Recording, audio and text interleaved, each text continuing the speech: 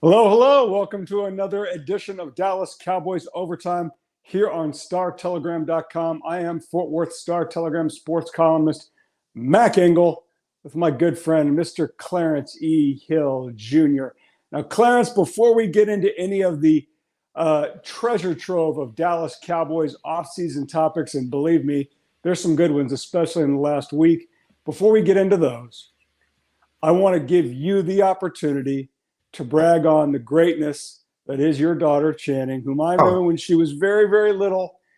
She's not so little anymore. She's a young adult and kicking all kinds of butt at Howard University, and she's a winner of a special award.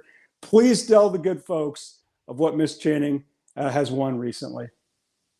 oh wow! I certainly didn't expect this, but Good. I surprised you. Good.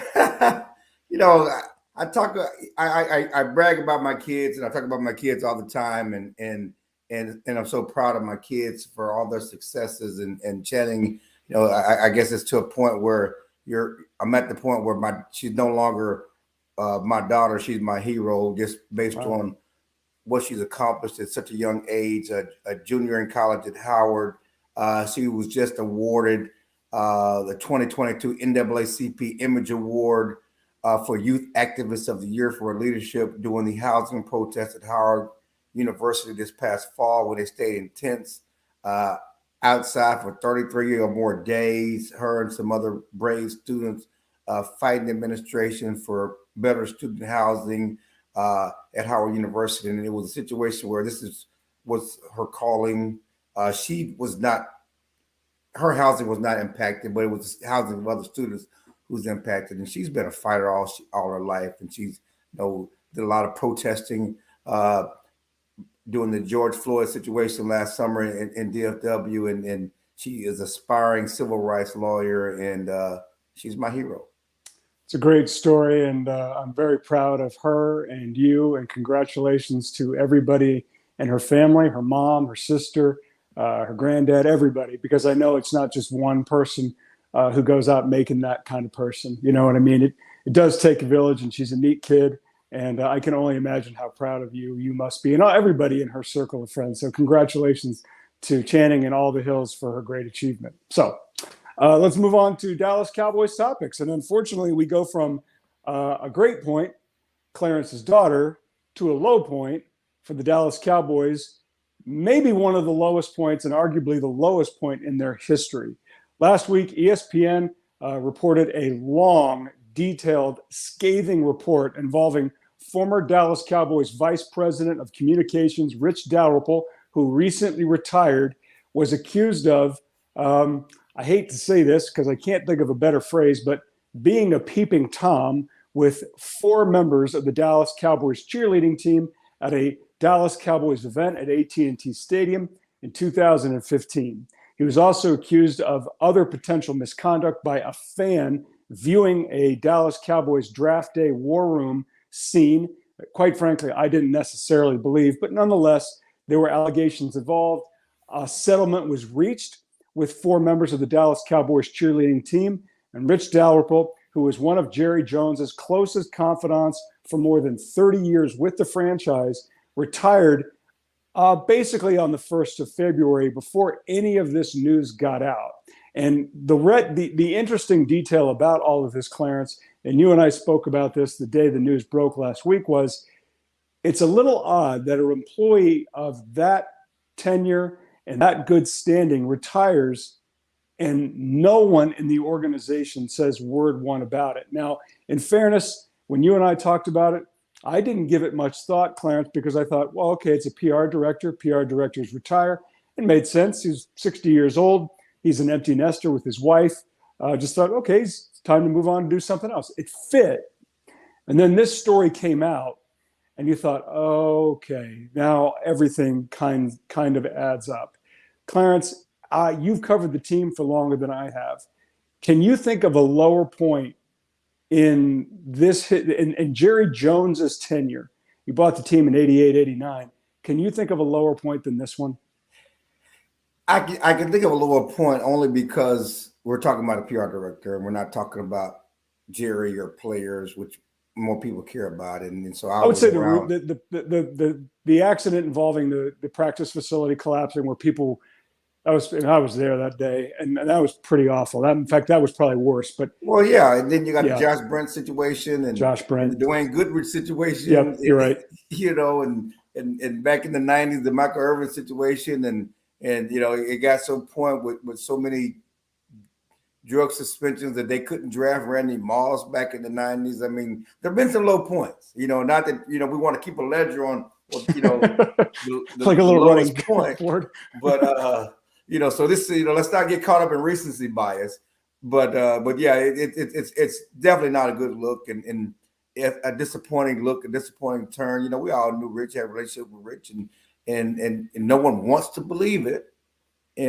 But nothing surprises me just being around the Cowboys and dealing with so much, you know, from over the years, and so you don't accidentally walk into the cheerleaders locker room. I mean, bathroom. So I mean, I don't. Again, that is what it is. We don't want to believe that the draft day war room stuff. That's just shocking and appalling. And even if that was true, the fact that he would still be employed after that, none of that makes sense. I don't think the idea that Jerry made it go away so Rich could help him get into the Hall of Fame. It just doesn't make any sense. But again, nothing surprises me. No, and nothing how they do things would surprise me. So it's disappointing. So yeah, when I always felt that the departure, the retirement was abrupt. And for someone who been there so long to just say I'm done, and there's whether it's a retirement party or something. There's nothing. There's no, hey, I'm leaving at the end of the month. I'm leaving after the draft. Leaving at the end of the season. I'm leaving, after the Super Bowl. It's like I'm out of here, and there's nothing from Jerry Jones for a person who actually was the Dallas Cowboys version of Don King.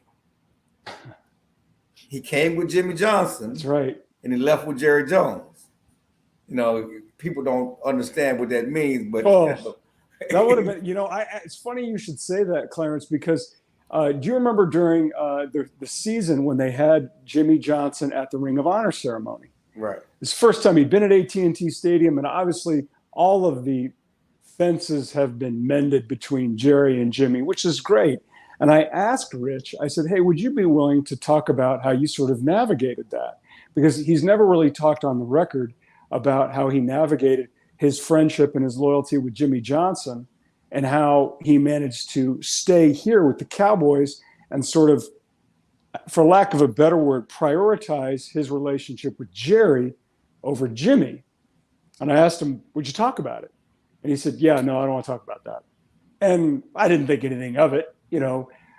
Rich could be kind of a weird guy sometimes, but I think anybody could.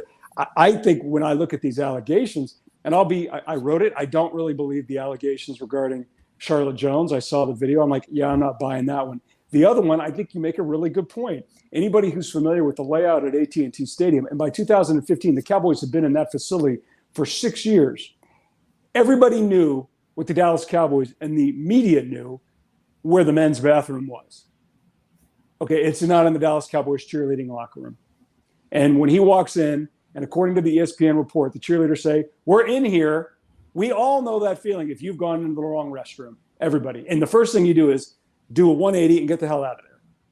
Well, according to this report, he didn't. Now, I talked to multiple members of the Dallas Cowboys organization about it.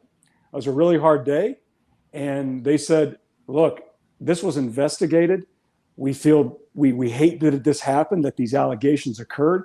But it was investigated and they didn't find anything, which I'm like, okay, that's fine. If you didn't find anything, why did you give these cheerleaders $2.4 million in a lawsuit settlement? Because, and I talked to a lawyer about this, $2.4 million is a pretty high number for cost benefit analysis. Like, that's a big number. You normally don't go to that high. You might You might swat them with $100,000, maybe even $500,000. 2.4 over 4 plaintiffs, that's a big number. Something was there. Cowboys did the investigation. It's done. All the parties involved have signed non-disclosure agreements. Guys reach out to the NFL. Are you going to do anything? No, we feel good about what the Dallas Cowboys have done, and this is done and done. Clarence, we saw what went on with Washington and that franchise regarding its cheerleaders and the very serious allegations against that franchise. In light of that, do you think what's going on with the Cowboys and the fact that this was more than 6 years ago, that this is done?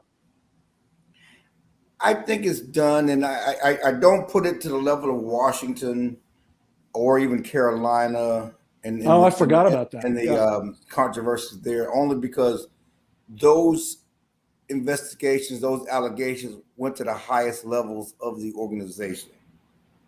You know, the owners were involved. And in this situation, the owner is not a quote unquote being accused of anything. No, it's true. You know, and right now, all we know, it's an isolated thing with the PR director. And so that's why I won't say it's commander level, because that thing was, if you look at all the tentacles, it was multiple people, and it went all the way to the ownership box. And this hasn't gotten to that yet. Do you think, does your gut tell you there'll be another tentacle to this, or do you think this is it? My gut tells me it won't be. I mean, I've covered and followed Jerry Jones for the last 30 years. There's nothing. I mean, because to me, it only gets to a certain level when it involves ownership. And there's, you know, you can say what you want about Jerry Jones. You know, this is, he hasn't gotten here, and so, you know, I don't think so. Moving on to another subject. We can talk about football now. The Dallas Cowboys are now knee deep into their offseason, getting ready for the draft. We'll address what their priorities will be. Think offensive line in a later episode of Cowboys Overtime. You know, they've got a couple of guys, a handful of guys who in theory, Clarence, are eligible for, well, I shouldn't say eligible, are potential candidates for the dreaded franchise tag. They can be free agents. They are free agents, essentially. And if the Cowboys want to keep them, but they don't want to give them a killer long-term contract, they can take the expensive one-year route. They've done it before. They did it with Anthony Spencer. They've done it with some other guys. The likely candidates for that would be tight end Dalton Schultz, defensive end Randy Gregory, safety Jaron Kearse, and linebacker Leighton Vander Esch. Again, these are just candidates. Do you really see them using the franchise tag on any of those guys? I mean, there's a chance they could use a transitional tag on Randy, but I don't see the franchise tag being used at all. You know, I think that, I think that Randy wants to stay, and I don't think he's going to try to break the bank to stay, but I think that he, again, we've talked about this before. I think that, you know, he understands that he needs to be, this is, you know, maybe his last bite at the apple, so to speak, in free agency, and he needs to at least maximize his earning potential, because, again, this is a guy that just a couple of years ago was working at the Amazon warehouse to make ends meet for his family, you know, because of, you know, he'd been out of football. So, you know, you only get a few opportunities, and careers are not long, and injury could happen. He could be gone in the year. So he needs to at least get as much as he can get. What I'm trying to say. Let me stability of staying in Dallas. Let me cut you off real quick on that regarding Randy Gregory and your one bite at the apple, and this is his chance of life-altering wealth. You and I have both seen a lot of times, not necessarily, I usually saw it more covering baseball than I did football, but a lot of times the agent saying, this is the biggest number, that's where you're going. We saw it with Jason Hatcher when he chased the big cash to Washington. I can't blame him. Laurent Robinson, we mentioned him last week, chased big money to Jacksonville, never heard from him again. That happens a lot. Do you think this is a situation, because of all the things that you mentioned, that if he got I don't know, $500,000, $750,000 more from, let's just say Atlanta. Let's just pick a name out of a hat, Atlanta. And Dallas comes in and says, no, this is the number and this is what we got. Do you think Randy would be in charge of that and say, no, man, this is where I'm going right here? No, I mean, again, we're broke journalists. $500,000 more is not a lot of money. Okay, 1.5. I mean, it has to be millions more. Yeah, it has to be multiple millions. years You're right. to a certain You're extent right. to make it worth your while. But because if you feel this is a good place for you, you can make up that money and certainly get a new deal and be in a place that's best for you and your family, for you to maximize your earnings and also live up to the terms of the deal. You don't want to get in a situation where you're chasing money and then you find yourself in an environment that causes you to fall off the wagon, so to speak, and get put out the league. So you that's why it's a delicate balance. That's why it's different with Randy. Being in a place that's familiar, that's comfortable, that's best for him as a person as well as a player is more important than I would say maybe $1 million or $2 million more money. And it just it has to be crazy more money for you to do that. Well, I would say if he got crazy more money from the Jets, go get the crazy more Yeah, money. you got to. Yeah, there's no decision to be made. But you're right. If it's a difference of $500,000, $750,000, stay here. And the taxes Yeah, too. $500,000, I'm gone. I'm just telling you, I would leave you and start Telegram for $500,000. Clarence, the way it is right for you and me right now, they could offer us an extra $50 someplace else and buy. Just saying. I do want to mention two other players. I mentioned one of them only because the situations around them, and every team's got a weird. Who am I kidding? $500,000, $20,000. I'm gone. Anyway, go ahead. That's Clarence lobbying for an extra $20,000 for somebody else as an Amazon delivery driver. Clarence, so I did want to mention two players, and we'll talk more about them. Make it 10,000. 10,000. Okay, we're already down to 10. We're at 50. Now we're down to 20. Now we're down to 10. Okay, that's good. Just keep lowering the bar. Give me 5. Give me 5. Give me 2. Give me 2. All right, I'll stay here for $2 more. Because I know it ain't happening. I mentioned Leighton Vander Esch. I did not mention Michael Gallup. These are weird situations for the Cowboys to be in because Vander Esch, they did not exercise the last year of his rookie contract. And now they're in a position where they don't know what to do with him. He had points last season because I think anybody coming into last season thought there's no way this guy's going to stay healthy. Well, he did. And then there were points last season where he played horrible. You're like, get this guy off the field. He's a liability. The Saints game, he was awful. Then he came back and he looked pretty good. He doesn't look like he'll ever be the player that he showed he was as a rookie. But he did show last season that he stayed healthy. Michael Gallup, promising receiver, suffers an injury early, misses a lot of games, come back, makes a great catch, and on that great catch, he tears his ACL. Not sure when he's going to be back. Real quick, what do you think and again, we'll get into these guys later. These guys are up. What do you think the team does with them?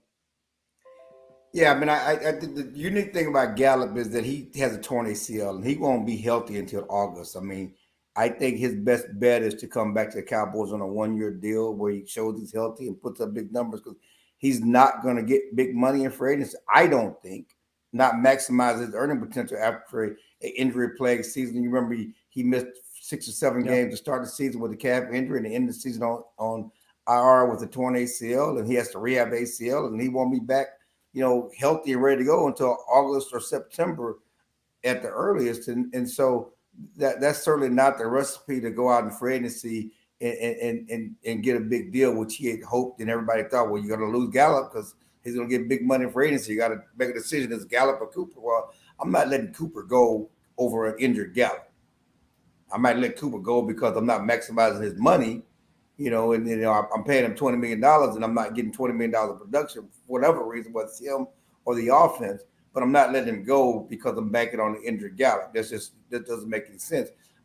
Leighton Vander Esch, the Cowboys declined his 6-year option or 5th-year option, and he's going to be a free agent. We certainly thought he was going to be special. He and Jalen Smith were going to be special, linebacker duo for 10 years. And certainly as a first-round pick, what we saw from Leighton, we thought he was going to be, Michael Parsons before Michael Parsons, Right. and be a 10-year player that's going to be a Pro Bowl next level talent. And he has not proven to be that. Yes, he stayed healthy all year. His time was limited because he wasn't used as much. I think he's somebody they consider bringing back, but he's not a priority to start a free agency. All right, last subject we're going to talk about here, and this is a little bit off the grid. Today's a special day on the calendar because all the stars are aligned for 2/22/22, right? Did I get that right? 22/22, yes. And, okay. And the great thing about it is it's the same way forward it is backwards. Can you imagine the kid who was born today? How easy that is? Right. Like, even if, like, in 80, 90 years, if he doesn't even remember anything, he'll always remember this. Like, I'm born on 7/7/73, and I'm still a little bit mad at my parents for not hanging on to 7/7/77, but they screwed that up. Another reason I'll be in therapy for another 10 years, why they didn't have me on the right day. Clarence, there's been some badass 22s in the history of the Dallas Cowboys. Who's more significant?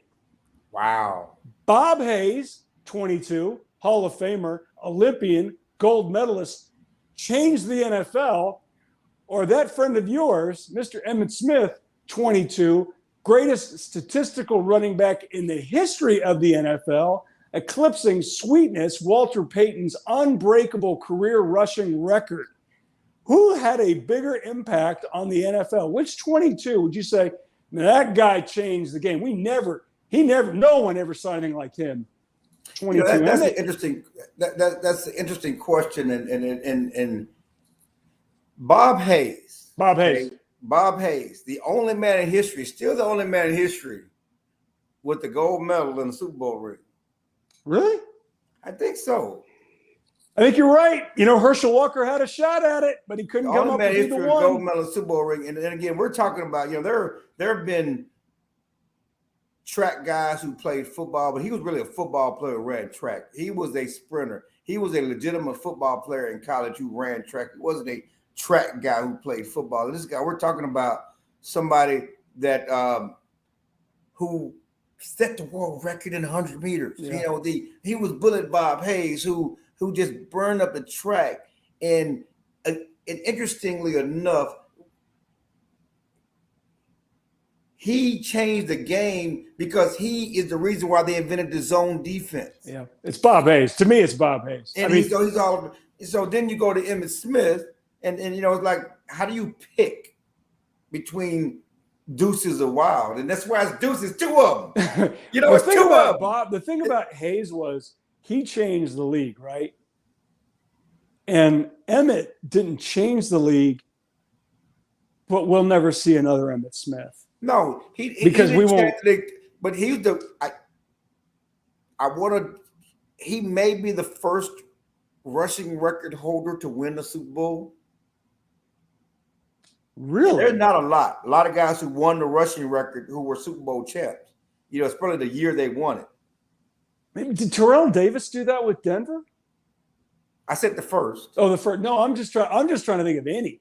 Yeah, you're right. Maybe Terrell Davis did. Yeah, because I don't think the year Walter Payton won it, he didn't win. No, not at all. He was near the end of his career. And the Super Bowls predated Jim Brown, and OJ never won it, and Dickerson never won it, and Adrian Peterson never won it. No, yeah, and he was after it. I'm just talking about but none of those guys won it because it was so. And then you got 3 Super Bowl rings and being the heart of offense that won Super Bowl titles and then having a record that will never be broken because of the game has changed. He will always be in the record. No one will ever break Emmitt Smith's record. I mean, Adrian Peterson was trying to hang around to do it, but that's certainly not happening. And just the way they're going through running backs and none of them are lasting as long as Emmitt and playing as long as Emmitt and having the success of Emmitt. That record will never be broken. I mean, we once thought the home run record would never be broken. But this is a record. Just like Kareem Abdul-Jabbar's record. At one point we thought that would never be broken, but LeBron has broken that as far as scoring points. And I'm sure that somebody's going to come along, maybe Luka, who can play long enough to break LeBron's scoring record or whoever else that may be.